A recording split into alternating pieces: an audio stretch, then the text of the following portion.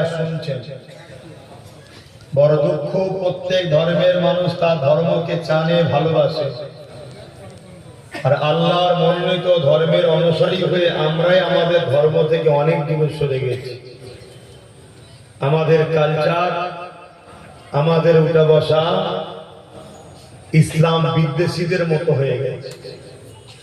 এটা বড় দুঃখ, লজ্জাজনক, এবং এটা আমাদেরকে ধ্বংসের দিকেই নিয়ে যাচ্ছে। তার মধ্যে থেকে যে আপনারা আল্লাহর দয়াতে এসে পৌঁছতে পেরেছেন, আল্লাহ শুকরিয়া আদায় করে বলেন আলহামদুলিল্লাহ। আলহামদুলিল্লাহ। এই যে দরুদ শরীফ পড়ছি, এই দরুদ আমাদেরকে পড়তেই হবে।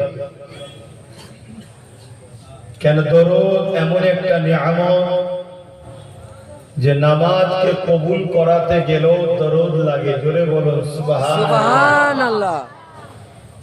তাই প্রত্যেকে জবান ছেড়ে দিয়ে উচ্চ আওয়াজ